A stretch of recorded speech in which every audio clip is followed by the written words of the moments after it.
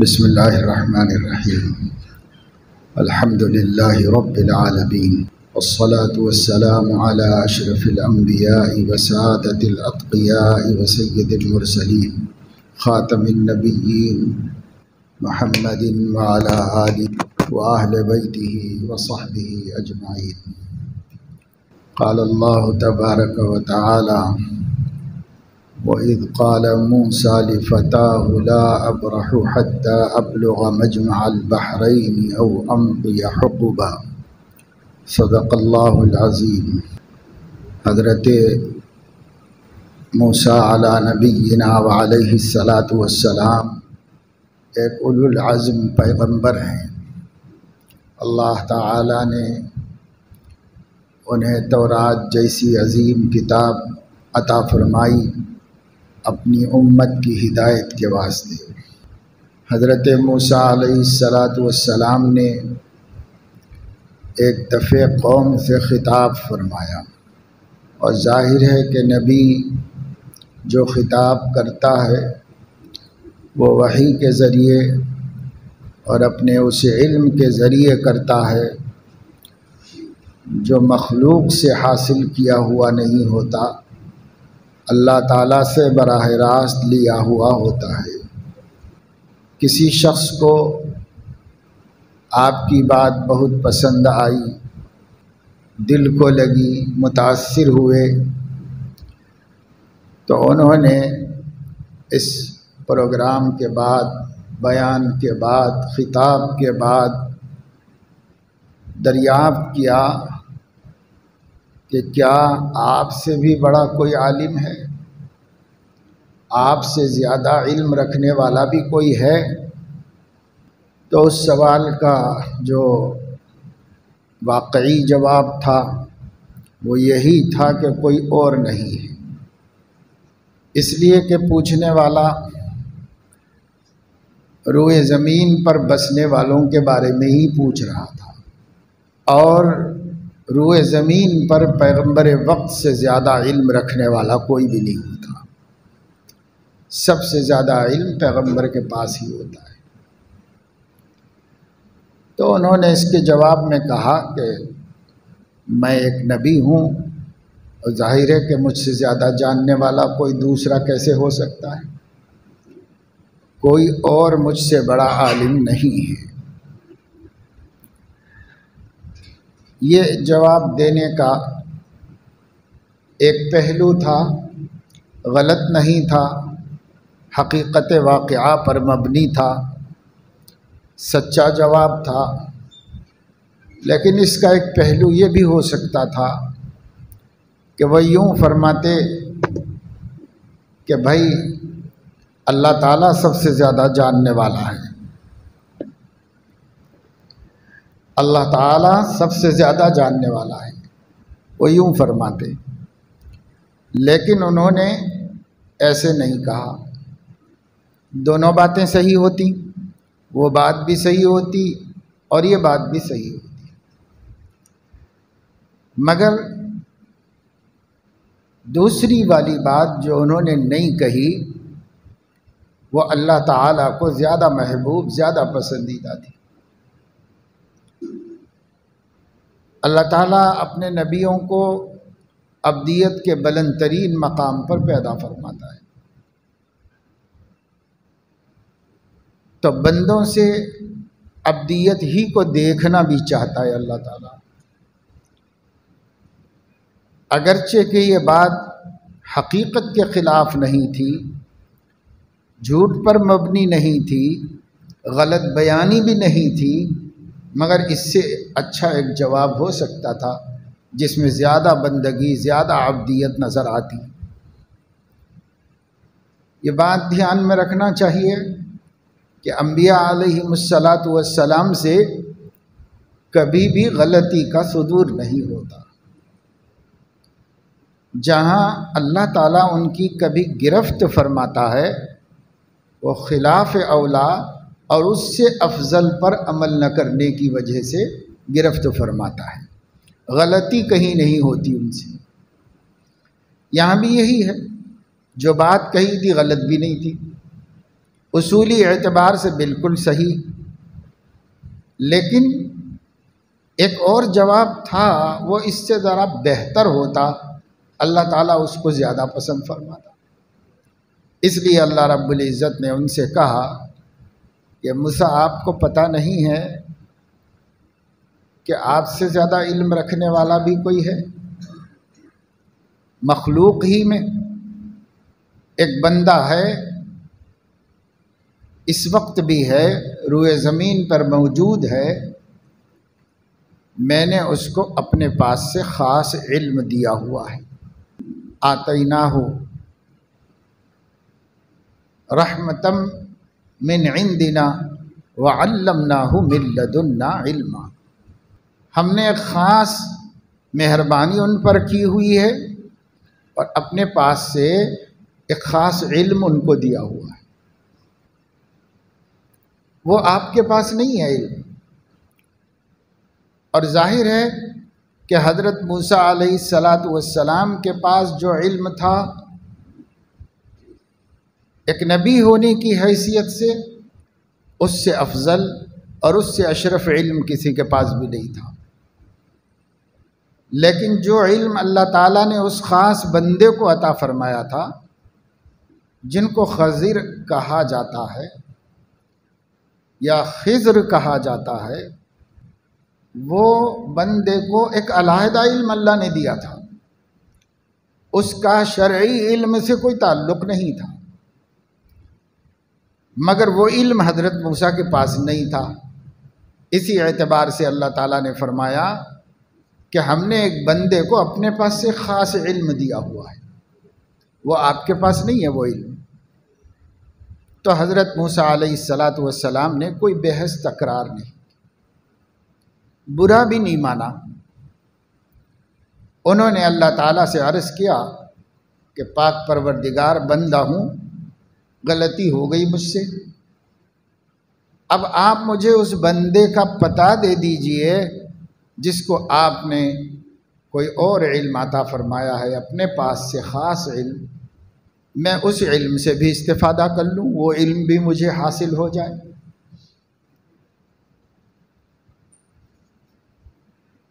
یہ پیغمبر کی عبدیت ہے، اس کی بندگی ہے، وہ غلطی نہیں کرتا ہے، پھر بھی کسی بات پر اللہ تعالیٰ اس کی پکڑ اور گرفت کرتا ہے اور کرنے کا اللہ کو حق ہوتا ہے، تو پیغمبر فوراً اللہ کے سپرد ہو جاتا ہے، اسے کوئی ہیلا حوالہ کرنے نہیں آتا، پیغمبر کو کوئی بحث مباحثہ کرنا نہیں ہوتا، پیغمبر کو یہ بس اتنا کہنا آتا ہے کہ اللہ پاک مجھ سے غلطی ہو گئی ہے، مجھے معاف فرما دیجئے، میرے اوپر رحم کر دیجئے۔ سب سے پہلے پیغمبر نے بھی یہی کہا تھا اللہ تعالیٰ سے، کوئی حجت نہیں، کوئی تکرار نہیں، بس اتنا کہہ دیا، ظلمنا انفسنا وَإِن لَّمْ تَغْفِرْ لَنَا وَتَرْحَمْنَا لَنَكُونَنَّ مِنَ الْخَاسِرِينَ۔ اللہ جو کچھ ہوا ہو گیا، بس مجھے اس میں کچھ کہنا نہیں ہے، یہ کہنا ہے کہ آپ اگر مغفرت نہیں کریں گے، آپ رحم نہیں کریں گے تو ہم تو بہت گھاٹے میں پڑ جائیں گے اور ہمارا مسئلہ تو بہت ٹیڑھا ہو جائے گا، اس لیے کہ لا یغفر الذنوب الا انت، اللہ کے علاوہ کوئی بخشش کرنے والا نہیں ہے، اللہ کے علاوہ کوئی معاف کرنے والا نہیں ہے، اللہ کے جرم کو اللہ ہی معاف کر سکتا ہے، کوئی دوسرا نہیں معاف کر سکتا۔ اس لیے انہوں نے سیدھی بات اللہ سے کی کہ اللہ جو آپ پکڑ کر رہے ہیں تو پتہ چل گیا کہ ہم نے غلط کیا ہے، لہذا ہم کچھ نہیں کہتے، غلطی کا اقرار کرتے ہیں، اعتراف کرتے ہیں اور آپ سے التجا کرتے ہیں کہ معاف کر دیجیے، کیونکہ آپ کی معافی جبھی ہوگی جب کہ آپ کی رحمت ہوگی، آپ رحم کھائیں گے تو معاف فرما دیں گے۔ اس لیے ان لم تغفر لنا وترحمنا لنکونن من الخاسرین، ہم بڑے نقصان میں رہیں گے، اس لیے بس اب بخش ہی دیجئے، معاف کر دیجئے۔ اپنے رحم کو متوجہ فرما دیجئے ہماری طرف۔ یہی بات ہر نبی کہتا ہے اللہ تعالیٰ سے جب اللہ تعالیٰ کسی خلاف اولا پر اس کی پکڑ کرتے۔ غلطی نہیں کرتا نبی، لیکن دو باتیں ہو سکتی ہیں، ایک اس سے بھی اللہ کے نزدیک اعلیٰ ہے، اس لیے اللہ اس پہ پکڑ کرتا ہے۔ جتنی جگہ قرآن مجید میں سیدنا محمد الرسول اللہ صلی اللہ علیہ وسلم یا کسی اور پیغمبر سے اللہ کے مواخذے کا ذکر ملتا ہے، ہر جگہ پر مفسرین یہ فرماتے ہیں کہ یہاں ان سے غلطی کچھ بھی نہیں ہوئی ہے، بس اس سے بہتر پر کیوں نہیں گئے، اس کا مواخذہ ہے۔ اس سے اعلیٰ درجہ کیوں نہیں اختیار کیا، اس کا مواخذہ ہے۔ غلطی کہیں نہیں ہوئی کسی پیغمبر سے۔ یہ تمام اہل السنت والجماعت کا عقیدہ ہے، اور یہی عقیدہ ملحوظ رکھنا چاہیے۔ ہر نبی معصوم عن الخطا ہے، اور غیر نبی کوئی معصوم نہیں، چاہے کتنے بڑے مرتبے مقام پر ہو، نہ صدیق نہ فاروق، کوئی بھی نہیں، نہ کوئی عالم، نہ کوئی پیر مرشد، اور نہ کوئی غوث قطب، اور نہ کوئی مہدی، کوئی بھی معصوم عن الخطا نہیں ہے، صرف نبی معصوم عن الخطا، غلطی کر ہی نہیں سکتا۔ اس لیے اب پکڑ کس پہ ہوتی ہے؟ پکڑ اس سے بہتر اختیار نہ کرنے پر ہوتی ہے، کیونکہ ان کا مقام اللہ کے ہاں بہت بلند ہے۔ وہ اللہ بلند سے بلند مرتبے پر نبی کو دیکھنا چاہتا ہے، اس پر اللہ تعالیٰ اس سے پکڑ مواخذہ فرماتا ہے۔ اللہ تعالیٰ نے حضرت موسیٰ علیہ السلام سے کہا کہ اچھا ٹھیک ہے، آپ جا کے ملنا چاہتے ہیں اور ان سے کچھ فائدہ اٹھا لینا چاہتے ہیں تو ہم پتہ دے دیں گے آپ کو، لیکن پتہ مبہم سا دے دیا اللہ تعالیٰ نے۔ اللہ کو تو سب معلوم تھا کہ وہ بندہ کہاں ہے، اور اللہ ٹھیک ٹھیک پتہ دے سکتا تھا، بلکہ اس بندے سے بھی کہہ سکتا تھا کہ جاؤ موسیٰ آپ سے ملنا چاہ رہے ہو، کچھ جاننا چاہ رہے ہیں، مل لو۔ کیونکہ پیغمبر سے زیادہ عزیز اور پیارا اللہ کا کوئی اور بندہ نہیں ہوتا۔ اپنے زمانے میں صرف نبی ہی سب سے زیادہ محبوب اور پیارا ہوتا ہے۔ حضرت خضر اللہ کے خاص کام پہ مقرر ہے، اللہ سے خاص علم ان کو مل رہا تھا، لیکن نبی سے بڑھ کر نہیں تھے، نبی سے برتر نہیں تھے وہ، اس لیے بھیجے جا سکتے تھے کہ آپ جائیے، نبی آپ سے ملنا چاہ رہے، پر اللہ تبارک و تعالی شانہ نے ان کو نہیں بھیجا، موسیٰ علیہ السلام ہی کو بھیجا، مگر پتہ بھی ایسا نہیں بتایا کہ وہ سیدھے سے پہنچ جائیں سہولت سے، آرام سے، بلکہ پتہ بڑا مشکل اللہ نے ان کو بتا دیا۔ اللہ تعالیٰ نے فرمایا اپنے غلام کو لے لو، اپنے خادم کو، اور دونوں مل کے سفر شروع کرو، دریا کے کنارے کنارے سے جاؤ، اور اپنے ساتھ ایک مچھلی رکھ لو۔ کسی جگہ پر یہ مچھلی پانی کے اندر داخل ہوگی، کیونکہ دریا کے کنارے کنارے سفر ہو رہا ہے، ایک جگہ کہیں وہ پانی میں گھس جائے گی۔ جب پانی میں گھس جائے گی تو اسی کے پیچھے آپ بھی چلے جانا، تو وہ بندہ آپ کو سمندر میں ملے گا، پانی کے اندر ملے گا وہ بندہ آپ کو، رستہ مچھلی بتا دے گی آپ کو۔ تو اب یہ نہیں معلوم کہ وہ کہاں جائے گی، کیسے جائے گی، کچھ نہیں پتا۔ انہوں نے اپنے خادم سے کہا کہ تیاری کرو، ہمیں ایک سفر میں جانا ہے۔ اس نے تیاری کر لی، سامان لے لیا، توشہ لے لیا، اور چلے دونوں مل کر کے، حتیٰ ابلغ مجمع البحرین، اس جگہ جانا ہے جہاں دو دریا ملتے، اس جگہ جانا ہے، وہاں تک کا سفر کرنا ہے۔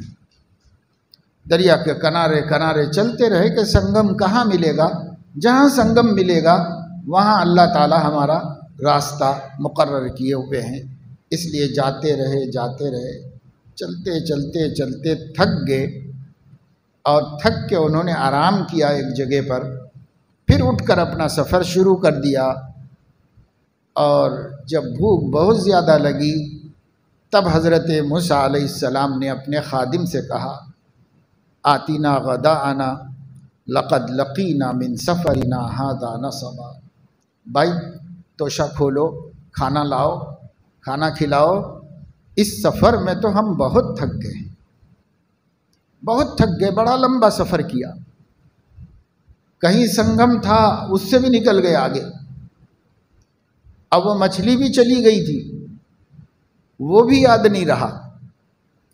کافی آگے نکل جانے کے بعد جب انہوں نے کہا کہ لاؤ بھائی توشہ نکالو کھائیں گے، تب وہ کہنے لگا کہ حضرت اب مجھے یاد آیا کہ ہم لوگ جہاں آرام کیے تھے تھوڑی دیر لیٹ گئے تھے، آپ کو بھی نیند لگ گئی تھی، میں نگرانی کر رہا تھا سامان کی، اسی وقت میں مچھلی ہماری تھیلی میں سے نکل کر کے دریا میں چلی گئی تھی،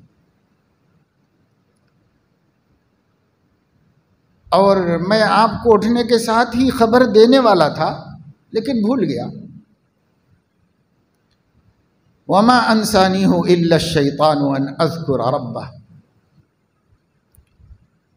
اب وہ شیطان کی طرف سے کیا بھول میرے اوپر طاری ہوئی، میرے ذہن سے ہی نکل گئی بات،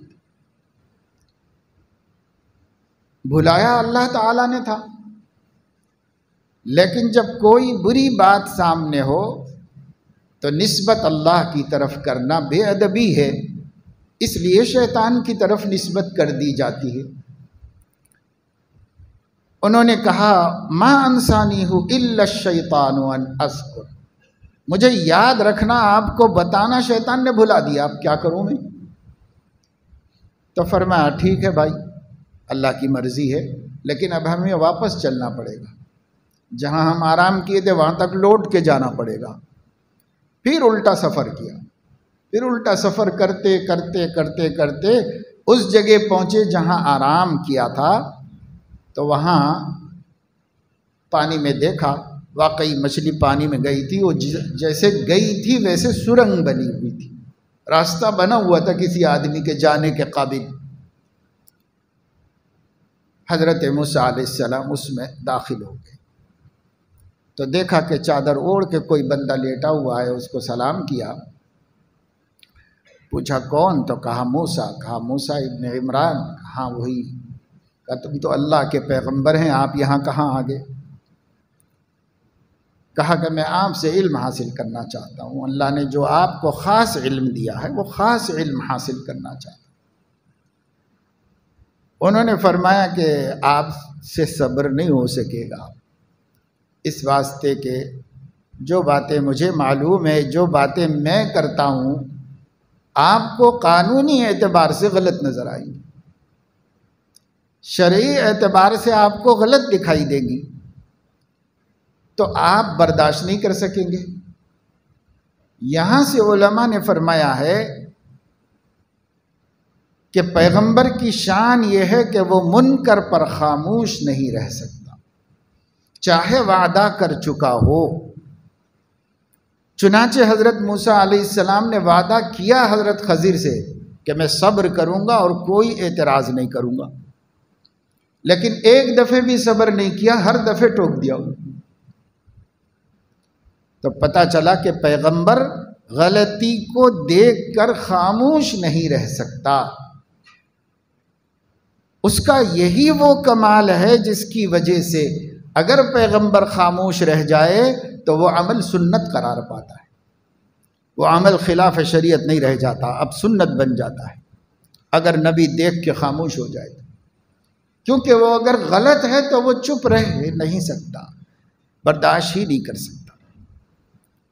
بہت بڑا اہم مسئلہ ہے، اور تمام مسلمانوں کو یہ حکم دیا گیا ہے کہ من رأى منکم منکرا فلیغیرہ بیدہ، کوئی بھی مسلمان کسی غلط کام کو دیکھے، غلط بات کو سنے، تو اگر اس کی طاقت چل سکتی ہو، اگر اس کا زور چل سکتا ہو، تو وہ اپنی قوت سے اس کو ختم کر دے، وہ مٹا دے، اس منکر کو وہیں ختم کر دے، مٹا دے، اگر اس کا زور چل سکتا ہو۔ جیسے حکمراں ہے اس کا زور چل سکتا ہے، جیسے ماں باپ ہے اولاد پہ زور چل سکتا ہے، جیسے استاد ہے شاگردوں پہ اس کا زور چل سکتا ہے۔ جس کا چل سکتا ہو زور اس پر لازم ہے فَلْيُغَيِّرْهُ بِيَدِهِ، ہاتھ سے کا مطلب یہ ہے کہ اپنی طاقت کا، رسوخ کا، بڑے پن کا استعمال کر کے، اپنے اثر کا استعمال کر کے اسے، اس منکر کو ختم کر دے، ہونے نہ دے، اس کو آگے بڑھنے نہ دے، وہی ختم کر دے اس کو۔ فَمَن لَّمْ يَسْتَطِعْ فَبِلِسَانِهِ، اب کسی کا زور نہیں چلتا یا ایسی جگہ پر منکر دیکھ رہا ہے جہاں زور چلا نہیں سکتا، وہ مناسب نہیں ہے، فتنہ ہوگا، لڑائی ہو جائے گی، کوئی خطرہ ہے، تو دوسرا درجہ ہے۔ دوسرا درجہ یہ ہے کہ فَبِلِسَانِهِ، زبان سے بول تو دے کہ بھائی یہ بری بات ہے، ایسا نہیں ہونا چاہیے، یہ کام آپ نے اچھا نہیں کیا، ایسا نہیں کرنا چاہیے تھا، اللہ سے توبہ کرو، آئندہ نہ کرو، کچھ تو اس کو زبان سے نکیر کرنا ہی چاہیے۔ فَمَن لَّمْ يَسْتَطِعْ فَبِقَلْبِهِ، اور اگر بولنا بھی فتنے سے خالی نہیں، بولنے پر بھی جھگڑا ہوگا، لڑائی ہوگی، فتنہ ہوگا، تو کم از کم اپنے دل میں اس کا برا ہونا محسوس کرے، طبیعت پر گرانی اور ناگواری نظر آئے۔ جیسے کوئی آپ کی بدتمیزی کر دے تو آپ کے اوپر ناگواری نظر آتی ہے، ایسے ہی کوئی اللہ اور اس کے رسول کے دین میں زیادتی کر دے تو ناگواری نظر آنی چاہیے۔ جب دل پر اثر اچھا ہوتا ہے تو چہرے پہ اچھے اثرات نظر آتے ہیں، اور دل پر اثر برا ہوتا ہے تو چہرے پہ برے اثرات نظر آتے ہیں۔ دل خوش ہوتا ہے تو چہرے پہ مسکراہٹ آتی ہے، دل غمگین ہوتا ہے تو چہرہ مرجھا جاتا ہے، ہوتا ہی ہے، سب جانتے ہیں۔ تو کم سے کم یہ کرے کہ یہ جو غلط کام ہو رہا ہے، اب بول بھی نہیں سکتا، روک بھی نہیں سکتا، تو دل میں تو ناگواری محسوس کرے کہ یا اللہ، چاہیے تو یہ تھا کہ میں تیری اس گستاخی کو روک دیتا، مگر میں بے بس مجبور ہوں، کمزور ہوں، ایمان ضعیف ہے، معاف فرما دیجئے، میں نے دل سے تو اس کو پسند نہیں کرتا، مجھے اچھا تو نہیں لگ رہا ہے، مجھے تکلیف ہو رہی ہے، دکھ ہو رہا ہے، لیکن بہت کمزور ہوں، اس وجہ سے میں اس کو صحیح نہیں کر سکتا، درست نہیں کر سکتا، بول بھی نہیں سکتا، بولنے کی بھی ہمت نہیں ہے مجھے۔ تو نادم ہو، شرمندہ ہو، غم محسوس کرے دل کے اندر۔ تو پہلا درجہ ہوا اپنا اثر استعمال کر سکتا ہے تو کر کے روکے۔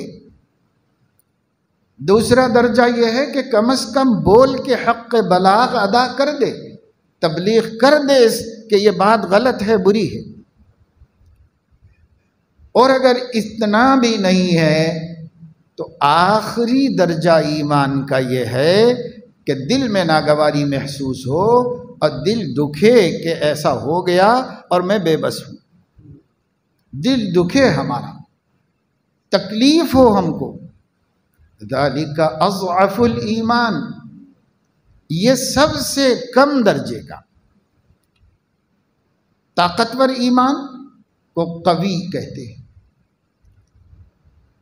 اور کمزور ایمان کو ضعیف ایمان کہتے ہیں، اور بالکل گئے گزرے ایمان کو اضعاف ایمان کہتے ہیں۔ یہ تیسرا درجہ جو ہے کوئی ایمان کا اچھا درجہ نہیں ہے۔ ذالک اضعف الایمان، پر ایمان ہے، سب سے آخری درجے میں ایمان ہے۔ وہ جو دل میں برا جانتا ہے، وہ دل سے دکھ محسوس کر رہا ہے، اللہ کی نافرمانی ہو رہی ہے اور میں کچھ نہیں کر سک رہا ہوں، اس پر دل دکھ رہا ہے، تکلیف ہو رہی ہے، یہ اضعف الایمان ہے، سب سے کم درجے کا ایمان۔ اور حضور اتنا فرما دیتے کافی تھا، پر آپ اتنا نہیں فرما رہے، آگے بھی فرما رہے ہیں۔ آگے یہ مسلم شریف کی حدیث ہے، پوری حدیث جو میں سنا رہا ہوں صحیح ہے سند کے اعتبار سے۔ آگے کیا فرما رہے ہیں؟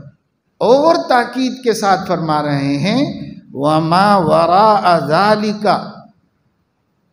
لَيْسَ مَا وَرَاءَ ذَلِكَ حَبَّةُ خَرْدَلٍ مِّنْ ایمان، اگر دل کو بھی ناگواری نہیں ہوتی، برا نہیں لگتا، دکھ نہیں ہوتا، تو رائی کے دانے کے برابر بھی ایمان اس کے پاس نہیں ہے۔ یہ حضور فرمایا لیس وراء ذالک، اس کے بعد یعنی دل میں برا سمجھنا کم سے کم اگر اس درجے پر بھی نہیں ہے تو اس کے بعد لیس وراء ذالک حبۃ خردل من ایمان، ایمان میں رائی کے دانے کے برابر بھی ایمان اس کے پاس نہیں۔ لیکن اب تو صورتحال یہ ہے نہ صرف یہ کہ برا نہیں لگ رہا ہے بلکہ خوشی میں شریک ہو رہے ہیں، منکرات اور گناہوں اور بدعات اور خرافات کی خوشیوں میں شریک ہو رہے ہیں، حصہ لے رہے ہیں، مددگار بن رہے ہیں۔ برا ماننا تو بہت دور کی بات ہے۔ اور بعض اوقات نادانی کی وجہ سے، ذہن نہ جانے کی وجہ سے زبان سے تعریفی کلمات بھی نکل رہے ہیں، ماشاء اللہ، سبحان اللہ، اسے نکل جاتا، جان بوجھ کے تو خیر کوئی نہیں بولتا گناہ پر، مگر دھیان ہی نہیں گیا، کچھ بھی نہیں سمجھ رہا، سامنے جو کام ہو رہا ہے منکر شرعی ہے، غلط کام ہو رہا ہے، اور ماشاء اللہ کہہ رہا ہے، تو ایمان کیسے باقی رہے گا؟ اللہ کی نافرمانی، اللہ کی گستاخی پر سبحان اللہ ماشاء اللہ کہنا، یہ صحیح ہے کہ وہ نادان ہے، جانتا نہیں ہے، سمجھتا نہیں ہے، علم نہیں ہے، یہ اپنی جگہ پر ہو سکتا اللہ پاک اس کو عذر بنا دیں اور یہ عذر اللہ کے ہاں معتبر ہو جائے۔ ہم بھی یہی چاہتے ہیں کہ ایسے بندوں کا عذر معتبر ہو جائے اور اللہ گرفت نہ کرے، مگر آپ حقیقت کے اعتبار سے سوچو تو کیا یہ کفر نہیں ہونا چاہیے؟ قانون اس کو کفر کہتا ہے۔ اب ہم یہ تعویل کریں گے جاہل ہے، نہیں جانتا بیچارہ، یہ مقصد ہی نہیں تھا اس کا کہ اس کی تعریف کرے، چلو کچھ تعویل ہے یہ، لیکن قانون کیا کہتا ہے؟ قانون یہ کہتا ہے کہ گناہ پر تعریف کرنے والے کا ایمان کہاں باقی رہا، اس کا ایمان تو چلا جاتا ہے۔ بہت ڈرنے کی بات ہے۔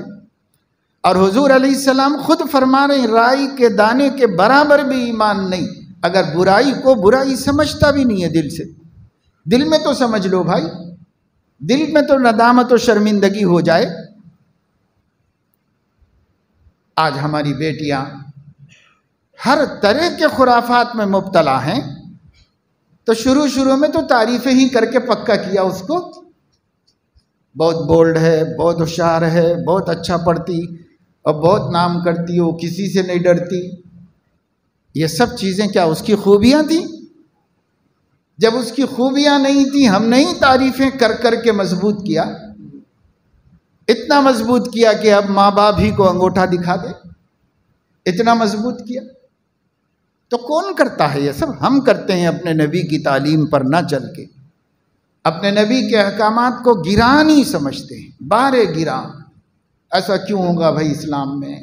ایسا کیوں ہوگا؟ ساری دنیا ترقی کر رہی ہے، ہمارے پاس ہی پابندیاں ہیں، ساری دنیا کی بیٹیوں کو دیکھو کہاں سے کہاں پہنچ جا رہے ہیں، اسلام میں ہی پابندیاں ہیں، اسلام ہی پردہ کرنے کو کہتا ہے، اسلام ہی حیا کی تعلیم دیتا ہے، اسلام میں ایسا کیوں ہے؟ تو کچھ تو لوگ مانتے ہی نہیں کہ یہ اسلام میں ہے، اور کچھ لوگ وہ ہیں جو مانتے تو ہیں اسلام میں مگر بارے گراں محسوس کرتے ہیں۔ حالانکہ قرآن کہتا ہے نبی تمہارے اوپر بوجھ ڈالنے کے لیے نہیں آئے، تمہارا بوجھ ہلکا کرنے کے لیے آئے۔ قرآن میں اللہ رب العزت نے فرمایا ہے نبی کیا کرتے ہیں؟ تمہارے اوپر سے تمہارے رسم و رواج کا بوجھ ہلکا کر کے تم کو توحید و سنت کے ہلکے پھلکے دین میں لاتے، بالکل سیمپل لائف ہے سنت والی لائف، کوئی گرانی نہیں ہے، کوئی تکلیف نہیں ہے، اس میں کوئی زیادتی نہیں۔ تکلیف بدعت میں ہے، تکلیف رسم و رواج میں ہے، تکلیف خاندانی مراسم کا اہتمام کرنے میں ہے، تکلیف علاقے کے رسومات کو اختیار کرنے میں ہے، شریعت و سنت میں کوئی تکلیف نہیں۔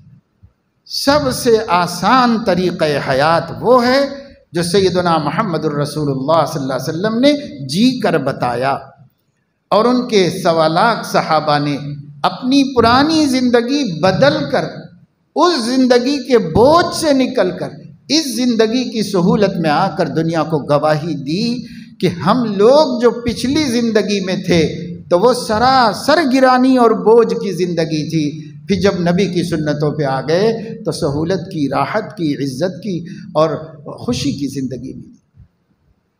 کر کے دکھا گئے صحابہ کرام کہ وہ بھی دیکھا ہے ہم نے، یہ بھی دیکھا ہے، اب تم لوگ اس کا تجربہ کر کے اس میں مت آؤ، تم شروع ہی سے اس میں آؤ جو نبی نے تم کو دیا ہے، کیونکہ تم پیدائشی طور پر نبی کے طریقے پر جی سکتے ہو۔ ہم لوگ تو کوئی 50 برس، کوئی 60 برس، کوئی 70 برس، کوئی 18 برس، کوئی 20 برس، صحابہ کرام بڑے بڑے اکابر صحابہ کم سے کم 18، 19، 20، 22 سے لے کر کے 50، 60، 70 برس تک کی عمر میں اسلام میں آئے، تو وہ کہتے ہیں کہ ہم نے وہ مصیبت و ذلت کی زندگی بھی دیکھی اور یہ سہولت و خوشی اور راحت و عزت کی زندگی بھی دیکھی۔ آپ لوگ تجربہ مت کرو، آپ لوگ وہ ادھر دیکھو ہی مت، اس کو قبول کر لو جو نبی دے رہے ہیں، اس کو قبول کرو۔ حضور علیہ السلام آپ کے سامنے زندگی کا طریقہ رکھ رہے۔ تو میرے دوستو، انبیاء علیہم الصلاۃ والسلام اللہ تبارک و تعالی شانہ کی طرف سے اسی لیے بھیجے جاتے ہیں کہ وہ لوگوں کو اپنی زندگی سے بتائیں کہ بندہ کیسا ہوتا ہے۔ اب حضرت موسیٰ علیہ السلام نے ان سے وعدہ کر لیا، انہوں نے بھی کہا اچھی بات، ٹھیک، جب آپ کہہ رہے ہیں کہ میں صبر کروں گا، آپ مجھے صبر کرنے والا پائیں گے اور میں کچھ اعتراض نہیں کروں گا، جو آپ کہیں گے مانتا رہوں گا، کیونکہ مجھے وہ علم لینا ہے جو آپ کے پاس ہے۔ تو انہوں نے کہا اچھا ایسا ہے تو ٹھیک ہے، تو چلیے پھر میرے ساتھ رہا کیجیے، اب میں بٹھا کے کتاب تو نہیں پڑھاؤں گا آپ کو، جیسے جیسے اللہ کا علم آتا جائے گا آپ کے سامنے آتا چلا جائے گا، آپ میرے ساتھ رہیے بس۔ ساتھ لے لیا حضرت موسیٰ علیہ السلام کو، اپنا کام شروع کیا۔ پہلا کام یہ تھا کہ اس بستی سے دوسری بستی میں جانا تھا، تو وہ تو اللہ تعالیٰ کے حکم سے کسی بھی طریقے سے چلے جاتے، کیونکہ جس سے اللہ یہ کام لیتا ہے اس کو جہاں پہنچنا ضروری ہوتا ہے اللہ پہنچاتا بھی ہے اس کو، کبھی وسائل کبھی محتاج نہیں رکھتا اس کو۔ مگر ساتھ میں پیغمبر تھے، اور پیغمبر کے لیے اللہ کا قانون یہ ہے کہ وہ دنیا کے نظام اسباب ہی پر چلے گا، اسباب ہی کے مطابق پیغمبر بھی چلتا ہے۔ اس لیے اب دوسری جگہ جانے کو بیچ میں دریا ہے تو سبب کیا ہے؟ کشتی میں بیٹھنا اور ادھر جانا۔ تو دونوں مل کے دریا کے کنارے آئے، کشتی کا انتظار کیا، ایک نئی کشتی خوبصورت سی آئی۔ ملا نے دیکھا کہ 2 اللہ والے بزرگ نظر آ رہے ہیں، انہوں نے کہا کہ تشریف لائیے، بیٹھ جائیے، اور مجھے کوئی کرایہ نہیں چاہیے آپ سے، میں خود آپ کی خدمت سمجھ کے، سعادت سمجھ کے ادھر پہنچا دیتا ہوں آپ لوگوں۔ بٹھا لیا، اور کشتی چل رہی تھی تو خضر علیہ السلام نے یہ کیا کہ اس کشتی کا ایک تختہ توڑنا شروع کیا،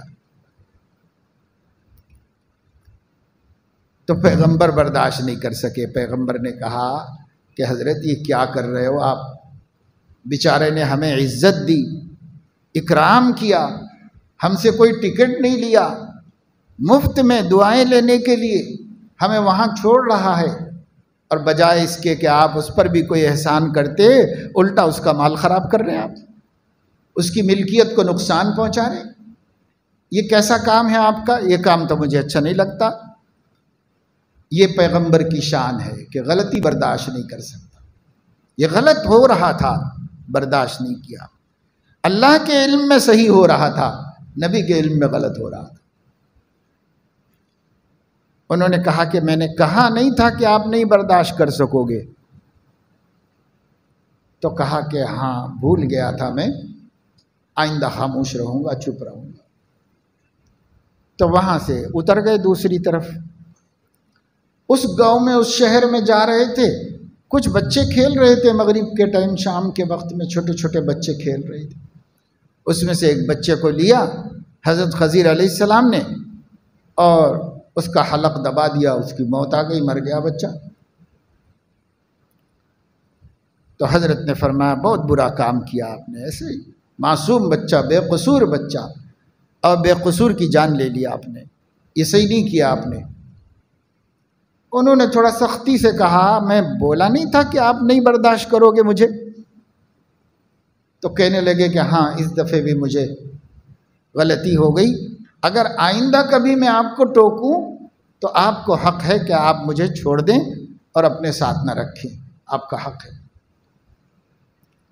وہاں سے اور آگے گئے تو گاؤں والوں سے کہا کہ بھائی مسافر لوگ ہیں، کچھ کھلا دو، روٹی دے دو، کھانا کھلا دو۔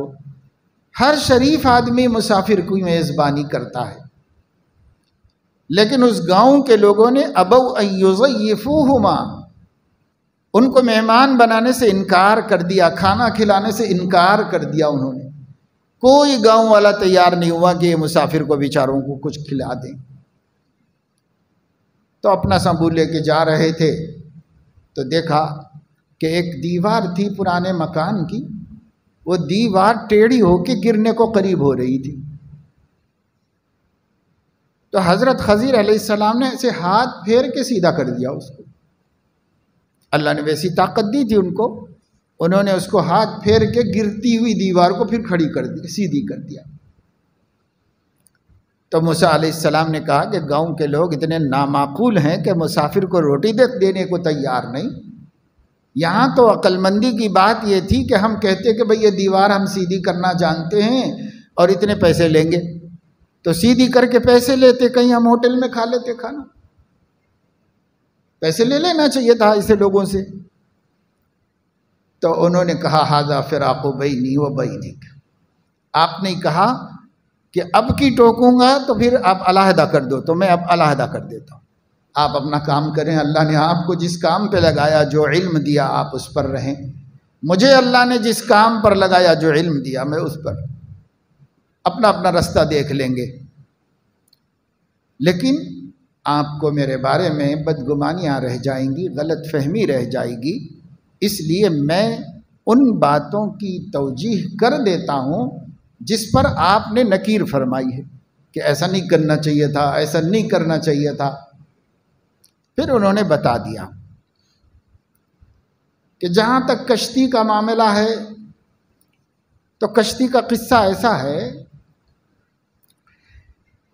کہ جہاں ہم جا رہے تھے وہاں کا بادشاہ ہر مزدور، ہر کام کرنے والے کے اچھے مال زبردستی چھین لیتا ہے،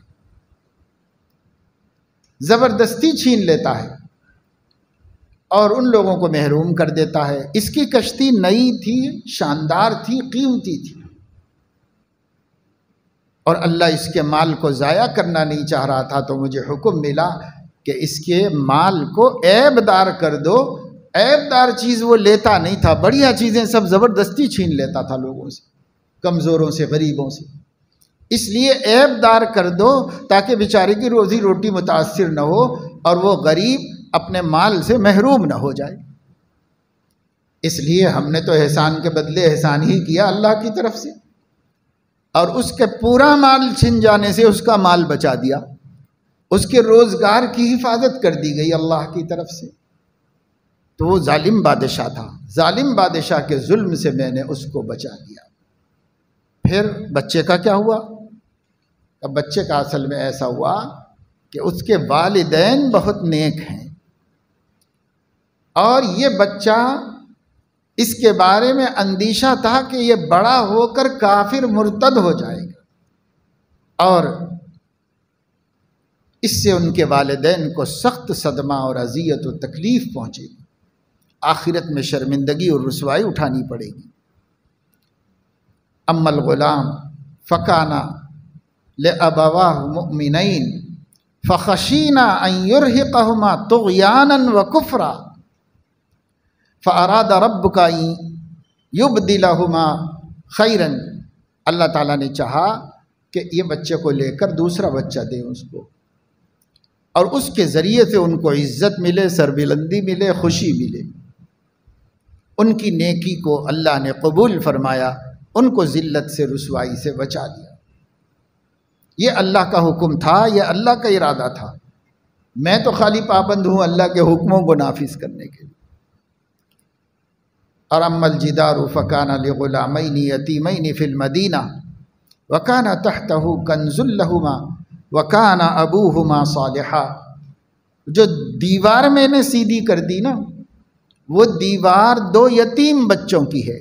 بچے چھوٹے ہیں، یتیم بالغ ہونے سے پہلے تک کے ان بچوں کو کہا جاتا ہے جس کا باپ کا انتقال ہو گیا۔ بالغ ہونے کے بعد پھر ان کو یتیم نہیں کہا جاتا، بلوغ سے پہلے چھوٹے بچوں کو یتیم کہا جاتا ہے۔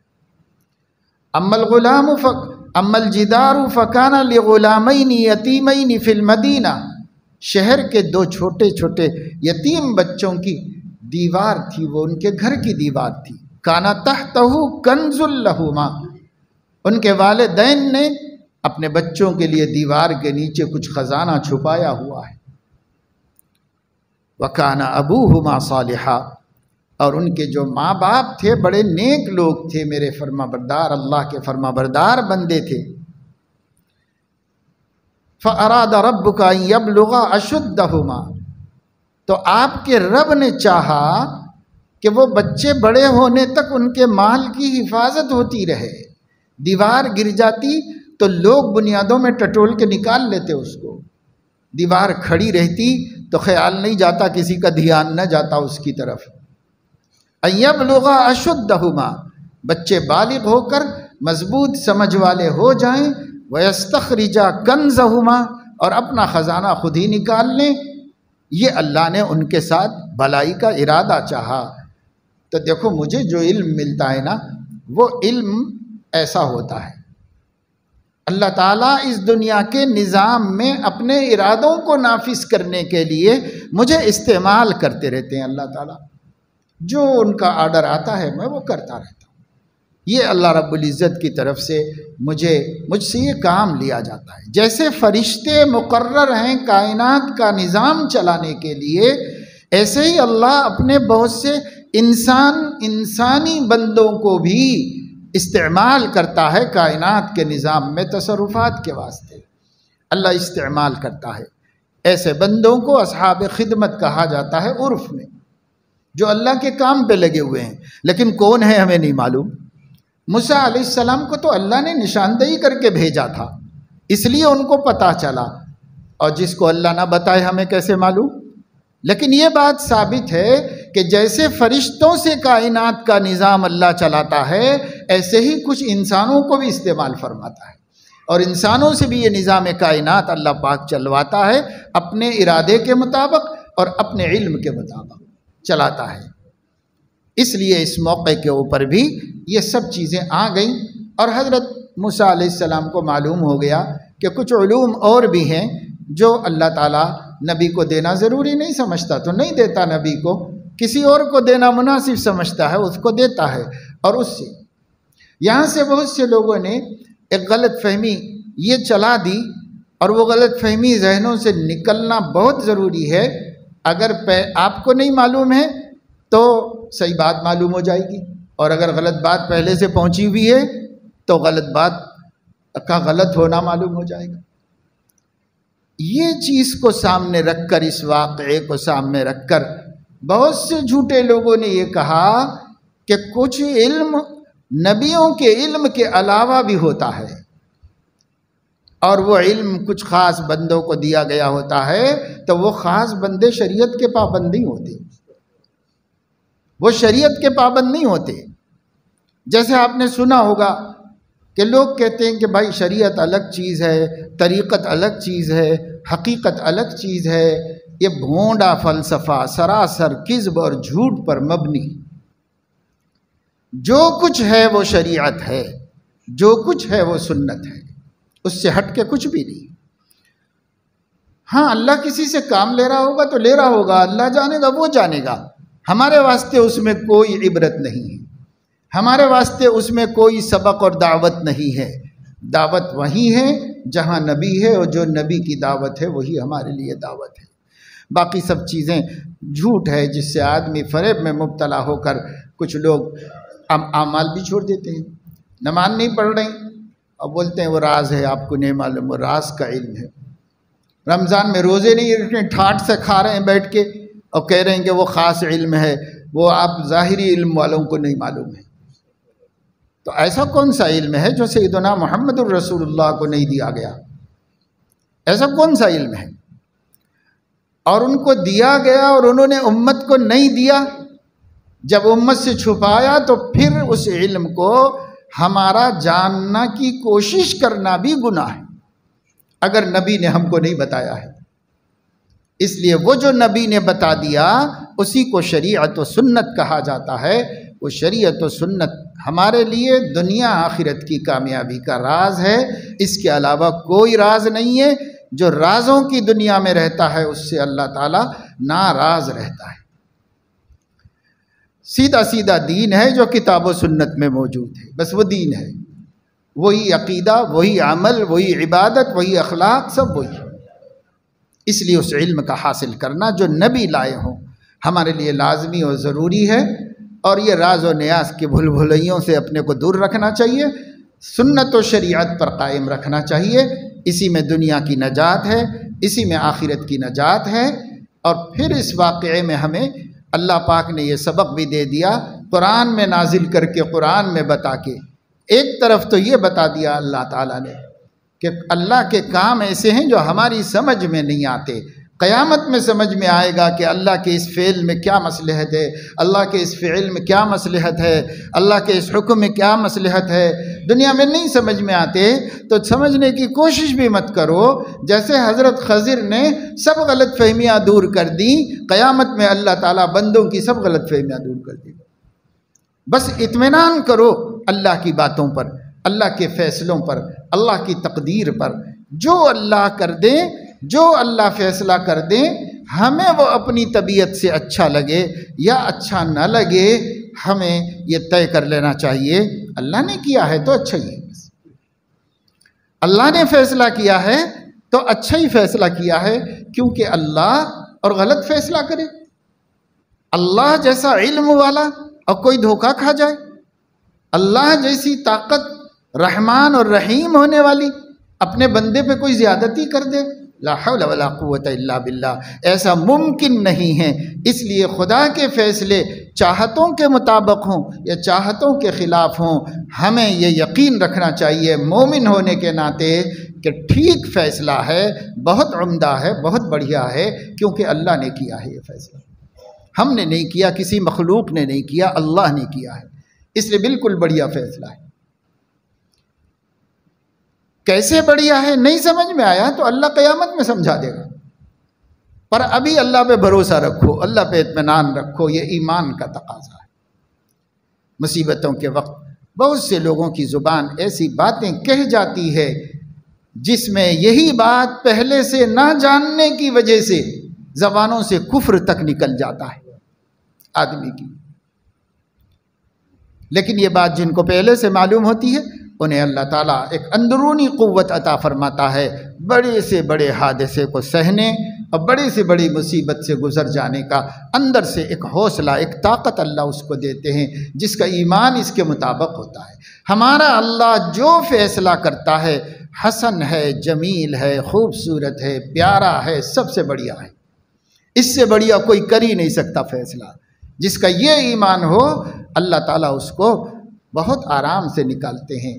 صدمہ و آلام میں میرے دل کے تبسم کی مثال جیسے گھرے خاروں میں کوئی پھول چٹک لیتا ہے، ایسے اللہ سے خوش رہتے ہیں۔ اور اوپر سے مصائب ہیں، مشکلات ہیں، پریشانیاں ہیں، لیکن اندر سے اللہ سے راضی و خوش اور مطمئن ہیں۔ اور ایک بات اللہ تعالیٰ نے یہاں پر یہ سکھا دی کہ اللہ کے دین کا علم وہ علم ہے جو آسانی سے نہیں ملتا، مشقت سے ملتا ہے۔ اس لیے حضرت موسیٰ کو اللہ نے آسانی سے نہیں دلایا، بہت تھکا کہ یہ علم اللہ نے ان کو دیا۔ پتہ چلا کہ علم راہ علم راہ مشقت ہے۔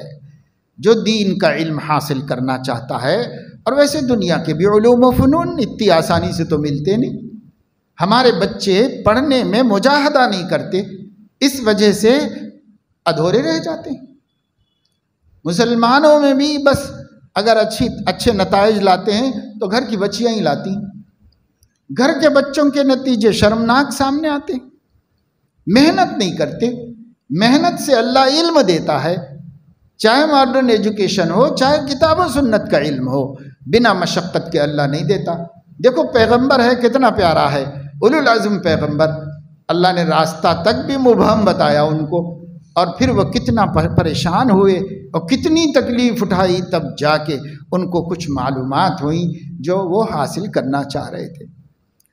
تو علم بڑی مشقت کی چیز ہے۔ جتنے بھی ہمارے بچے یہاں موجود ہیں اور جو بڑے بچے والے ہیں، وہ اپنے بچوں کو بتائیں کہ بیٹا ٹھاٹ باٹ سے علم نہیں آتا، ٹھاٹ باٹ سے کسی کو علم نہیں آیا ہے، تم کو بھی علم نہیں آئے گا۔ یہ لاڑوں میں یہ کھانے پینے ہی کی فکر ہر وقت ہماری ماؤں کو، ہمارے بچوں کی ماؤں کو جب دیکھو یہی فکر۔ ہم ایک اسکول چلاتے تھے، مہینے میں ایک اتوار کو سرپرستوں کو آنے کی اجازت تھی، عورتیں کھانے کے ٹفن بڑے بڑے لے کے، فروٹ لے کے، یہ لے کے، سب لے کے پہنچتی تھی۔ ہر ماں اکثر یہی سوال، بیٹا کھانا کھا رہے، اچھا مل رہا، اچھا کھا رہے ہیں، کیسے رہ رہے ہیں؟ ارے بابا پڑھ رہا کیا علم ہے، کیا حالت ہے؟ وہ پوچھنے والے بہت کم۔